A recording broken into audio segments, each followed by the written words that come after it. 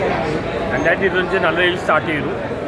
ഇപ്പോൾ എല്ലാ ആക്ടേഴ്സും താരങ്ങളാണെന്ന് നോക്കുമ്പോൾ ആസിഫ് അലി സൂപ്പർ നടന്നായിക്കൊണ്ടിരിക്കുകയാണ്, മമ്മൂട്ടിയെ പോലെ. ഇത് മമ്മൂട്ടിയെ പ്രശംസിച്ചുണ്ട്, പറയുന്നില്ല, പോയിന്റ് റോങ്. ഈ അനശ്വരാജൻ നല്ല പെർഫോമൻസാണ്. ഫാമിലിയോട് മമ്മൂട്ടി കയറിയെങ്കിലും അനശ്വരാജൻ ഒരു യുവർസി സ്റ്റൈൽ ആക്ടിംഗ് ആണ്. പിന്നെ മനോജ് ചേച്ചിന് സർഗോട് കഴിഞ്ഞ് കുറേ നാൾ ഗ്യാപ്പുണ്ടായി, ഇപ്പോൾ നല്ല റോൾ കിട്ടിയിരിക്കുകയാണ്. പിന്നെ എല്ലാം നല്ല ചെയ്യുന്നുണ്ട്. നല്ല ക്രൈം ഇൻവെസ്റ്റിഗേറ്റീവ് ടെല്ലറാണ്. ഇത് കണ്ടപ്പോൾ എനിക്ക് എവിടേക്കൊക്കെ ഓർമ്മ ഒരു കെ ജോർജ് ടച്ചിലുണ്ട് 80 ഫിലിം. ലാഗ് സംഭവത്തിൽ റിയലിസ്റ്റിക് മൂവിയാണ്. ഫാമിലിക്ക് യൂത്തിന് എല്ലാം ഇഷ്ടമാണ്, കാരണം യാതൊരു ഓർഗാനിറ്റി വാല്യൂസ് ഒന്നും ഇല്ല. ഒരു ക്ലാസിക് പടമാണ്. മലയാള സിനിമയുടെ മികച്ച 10 പടം ചെയ്താണ്. എല്ലാം തിയേറ്ററിൽ പോയി കാണുക, പടം ഓടുകയും ചെയ്യും, ഒരുപാട് അവാർഡും കിട്ടും. അതാണ് ശരിക്കുള്ള സിനിമ. ആസിഫ് അലിയുടെ മറ്റൊരു മൈൽ സ്റ്റോൺ ആവുമോ? ആസിഫ് അലിയുടെ കരിയറിലോട്ടാണ് പറയാൻ വന്നല്ലോ. ഇപ്പോൾ തലവൻ ക്രിസ്ത്യൻ്റെ അത് കൂട്ടത്തിൽ വരുന്ന പോകണം സിനിമ. ഇങ്ങനത്തെ ക്ലാസ് പടങ്ങൾ ചെയ്തിട്ടുണ്ട്.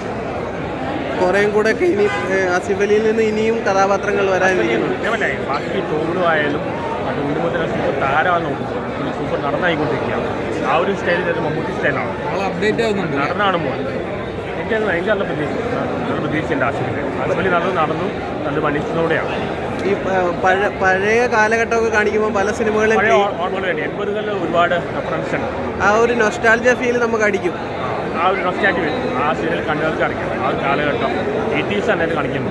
കാതോട്ടും ഭരതൻ്റെ പടവും മറ്റേ നല്ല തിയേറ്റർ എക്സ്പീരിയൻസ് ഡിമാൻഡ് ചെയ്യുന്ന പടം. തിയേറ്ററിൽ പോയി മസ്റ്റ് വാച്ച് മൂവിയാണ്. തിയേറ്ററിൽ പോയി കാണാം. എനിക്ക് എല്ലാ രീതിയിലും ക്ലാസിക് മൂവിയാണ്. സാധാരണ മാസോ ക്ലാസ്സുകളല്ല, ക്ലാസിക്കാണ്.